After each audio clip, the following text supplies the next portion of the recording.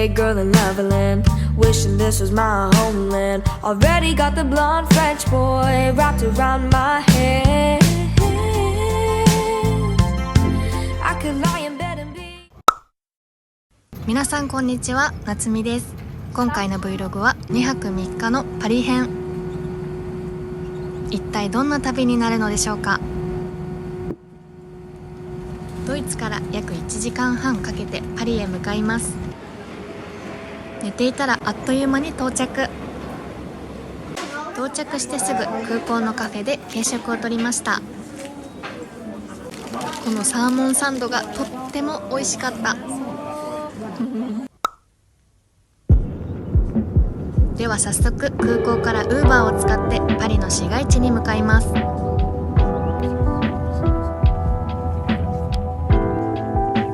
ずっと憧れだったパリ。街がまるで一つの映画のように動いていて、見慣れたはずの空の色もなんだかここでは少し違って見えます。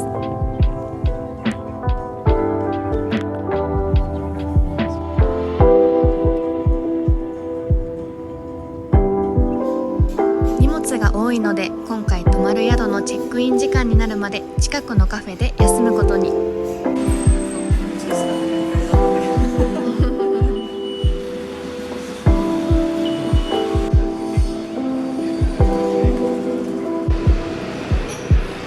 越しでしか見たことのなかった世界に来ていて、ずっと胸のドキドキが止まりません。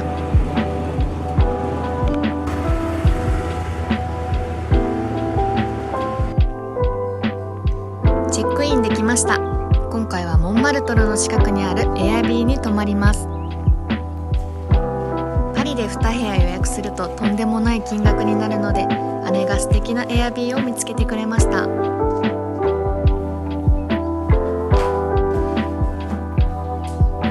キッチンもついていてとても素敵な宿です。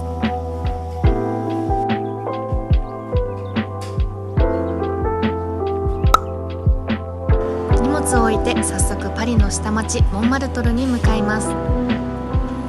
パリの街角に突然現れたメリーゴーランド、まるで子供の頃に見た夢の世界のようです。パリについてまだ数時間ですが、すでにロマンチックなパリに魅了されています。19世紀末から20世紀初めにかけてピカソ、ゴッホ、ルノワールなど多くの画家や芸術家が住んでいたモンマルトルエリアにやってきました。丘の階段を登ってサクレ・クール寺院に行きます。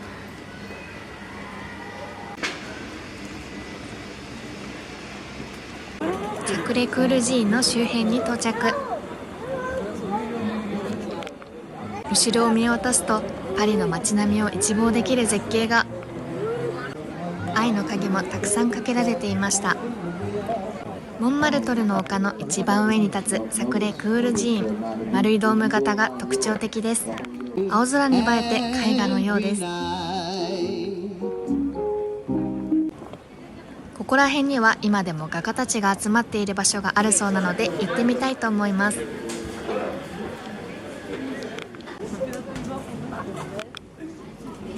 このエリアにはお土産屋さんがたくさんあり、せっかくなので何かパリらしいものを買います。我が家では訪れた場所のマグネットを集めるのが習慣になっています。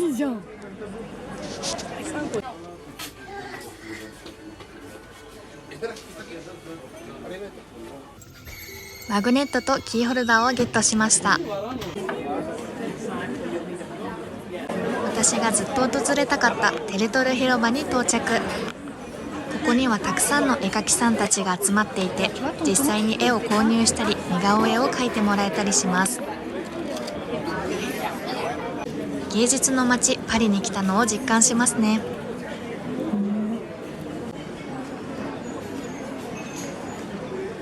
姉が似顔絵を描いてもらっています。時間をかけてそっくりに描く方や面白い雰囲気で描く方など、いろんなテイストの画家がいて、誰に描いてもらうのか選ぶのも楽しいです。この方は柔らかいソフトなタッチで色使いが美しくインテリアになりそうな絵を描いてくれます。そっくりに描くのではなく、その人の雰囲気をサクッと描いてくれます。今日の私を記録として残すために、私も似顔絵をお願いしました。間違いなくこの旅の宝物になりました。どこか詩的でインスピレーションを与えてくれる街のモンマルトル。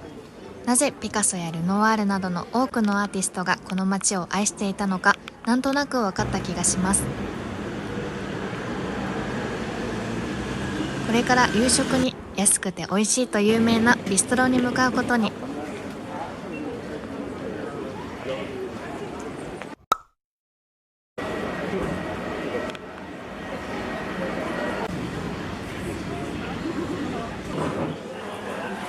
まるでタイムスリップしたような美しい空間が魅力な老舗のレストラン。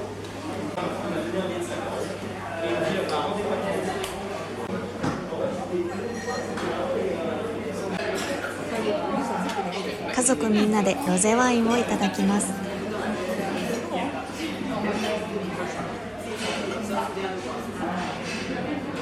料理取るね。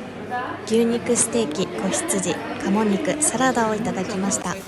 パリの中では比較的リーズナブルな価格帯で、本格的なフレンチビストロ料理が楽しめます。メインのお肉はもちろんなのですが、添えられているものまで全て美味しかったです。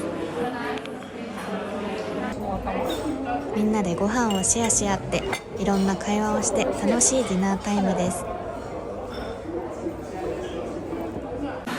そして大好きなクレームブリュレもデザートにいただきました。すべてが美しく、レストランで過ごすというよりも美術館で食事をするような感覚でした。本当に美味しかったので、ぜひ皆さんもパリを訪れる際は行ってみてください。せっかくなので帰りは行きとは違う道を通って宿まで帰ってみることに。パリは歩いているだけでも楽しめる街です。日が沈み始め、パリがオレンジ色に染まっています。もう時間的に閉まっていましたが、可愛いショップが集まっている商業施設を発見。後ろでめちゃめちゃハグしてて、海外来たなという感じです。まだまだ明るいですが、時間は夜の9時半。今日は宿に帰って明日に備えます。パリ旅行2日目、今日もいい天気。今日は朝からパリの地下鉄に乗って観光地を巡ります。交通系 IC カードを購入してみました。よく雑誌とかで見るような地下鉄のホームに私は大興奮。治安問題は少し不安です。電車内は汚いのですが、全てがアートに見えて不思議な世界。コンコルド駅に到着しました。天気のいい日に見る噴水は気持ちよすぎます。今から凱旋門に向かってシャンゼリゼ通りを歩きます。有名な歌や映画にもよく使われているシャンゼリゼ通り。すべてが絵になり、なかなか進みません。フランス発祥の靴ブランドサロモンを発見しました。値段は日本とあまり変わらないです。欲しかったデザインが売っていなくて残念。本場のランコムやゲランにも寄ってみました。本場なだけあってお店がまあ豪華なこと。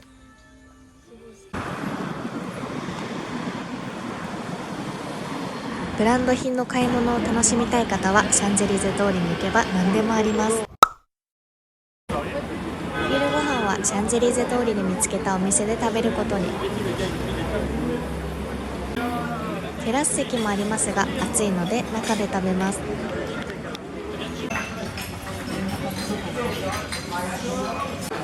プレッツェルを頼んだらお菓子の方のプレッツェルが来てしまいました。私はボロネーゼを頼みました。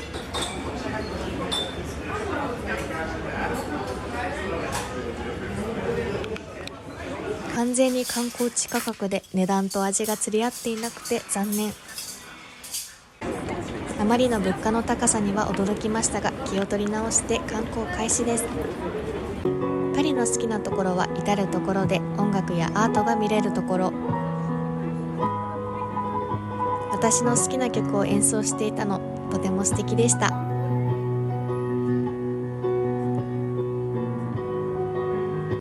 凱旋門までやってきました。父と母も凱旋門を見れて嬉しそうです。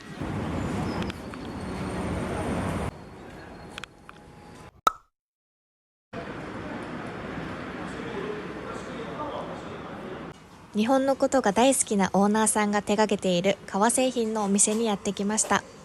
パリに行ったら訪れたいと思っていたので嬉しいです。カードケースを購入しました。可愛らしいオーナーさん、知っている日本語をたくさん披露してくれました。さて、再びメトロに乗ります。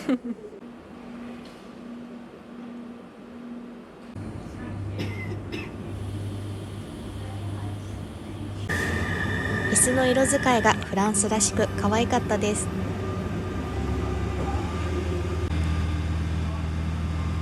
さて、私たちがどこに向かっているかというと、そう、パリのシンボルエッフェル塔。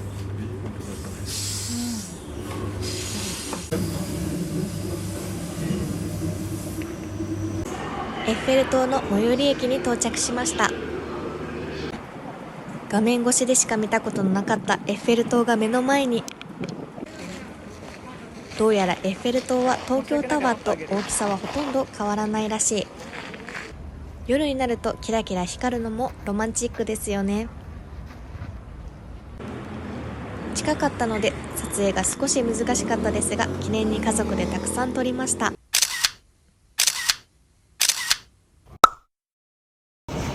続いてルーブル美術館方面へ行くために再び電車に乗ります。ルーブル美術館の近くに来たので歩いて向かいます。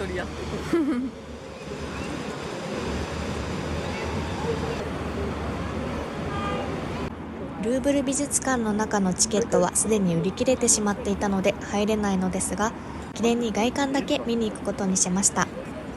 中に入ってモナリザなどの作品を見たい方は早めにチケットを取ることをお勧めします。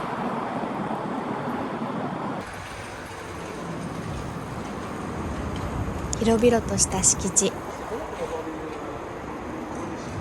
こを自転車で回ったら気持ちよさそうですね。中に入れなくても有名なガラスのピラミッドやナポレオンの像を見ることができます。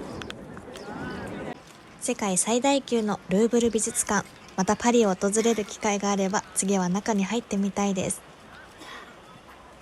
そのままの足でノートルダム大聖堂を見に、数年前に火災事故もありましたがほとんど復元されています。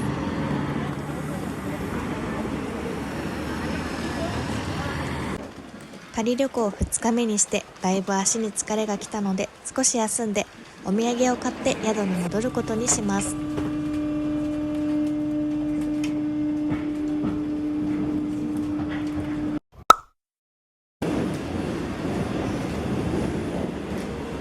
土産を買いにオペラ座のすぐ近くにあるギャラリーラファイエットに来ました。高級ブランドはほとんどここに揃っています。こちらのショッピングモールで有名なのはこのきらびやかな天井。写真映えしますね。このショッピングモールの最上階にはお土産ショップがあります。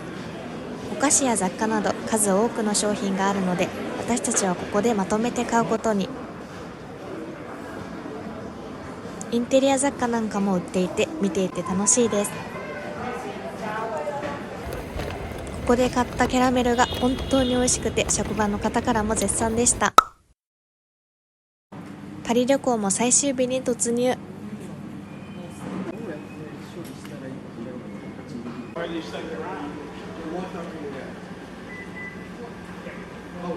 宿をチェックアウトし、パリに何軒かあるロッカールームに荷物を預けます。事前にインターネットで予約をし、受け取ったアクセスコードを入力し荷物を入れます。1日約2000円ぐらい、日本に比べると割高ですが、その分楽に観光できます。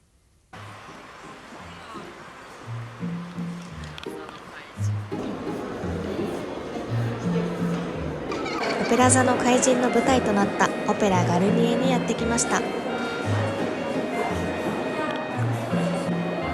の美しすぎる芸術の大階段はなんだかタイタニックの世界を連想させます。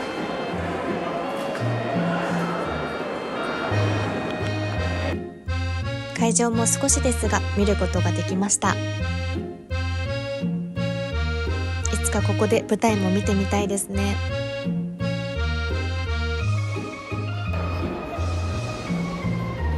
1800年代からこんなにおしゃれな建物があったなんて、日本人の私からすると信じられない世界です。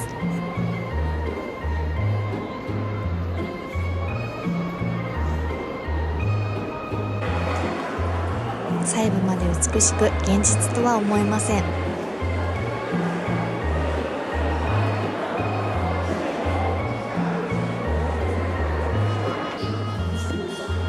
階段を上がったところにあるお部屋にはシャンデリアがたくさんあってとっても綺麗でした。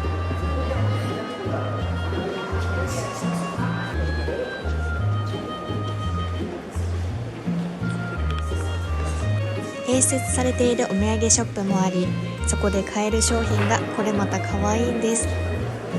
見てください、この可愛いバレーシューズ。これは即買いです。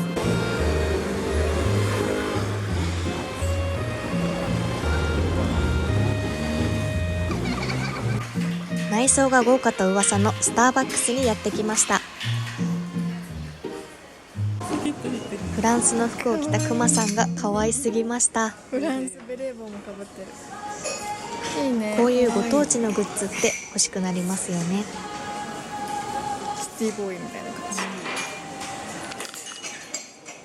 美術館のようなスタバ。やはりフランスのスタバは違いますね。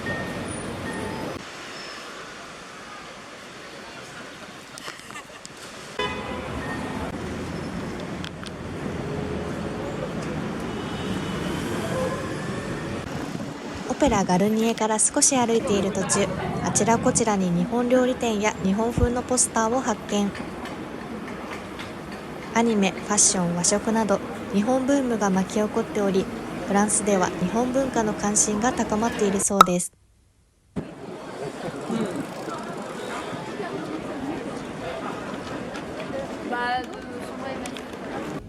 本好きの父がフランス語で翻訳された日本の本が欲しいということでブックオフにやってきました。日本の本や日本についての本も多く見かけました。本のデザイン方法はなんとなく日本とは異なりますね。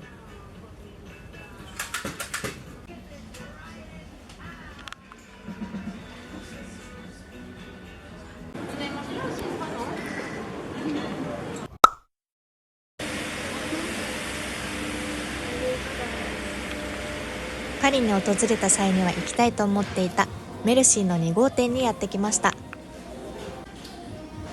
かわいいアパレルや雑貨などの商品があるパリの有名なお店です。中でも有名なのがメルシーと書かれたトートバッグ。これを目当てに私もやってきました。やっぱり可愛すぎる。いいかも。かわいい色。小さいのもあるね。小さいのでもいいな。色悩み中。マチもついているので結構大容量なトートバッグ。メルシーのポーチも可愛すぎるんです。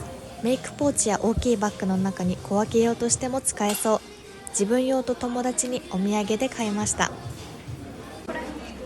日本人とフランス人によるブランドのブリジット田中の商品もありました。プライベートでトートバッグ使うの楽しみです。結局水色を選びました。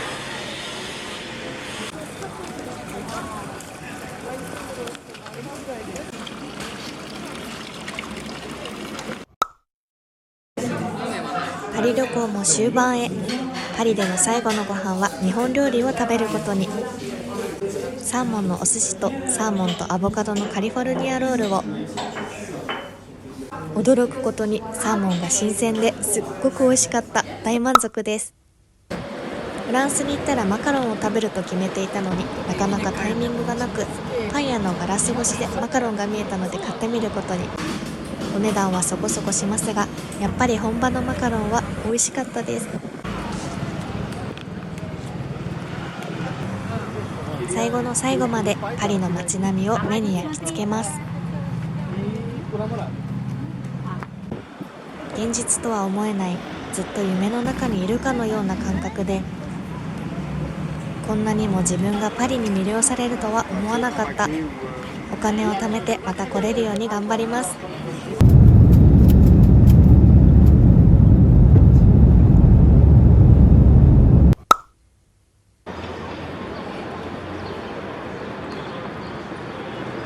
ドイツに帰ってきました。3日間気を張っていたのか、ドイツに戻ってきてほっとしました。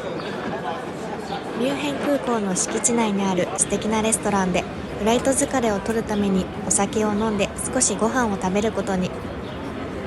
21時になってもこんなに明るくて得した気分になります。メニューは姉のおすすめ料理を注文。まずはドイツビールで喉を潤します。ビールの国ドイツ、やっぱり美味しいですね。それからビールの種類の多さには驚きます。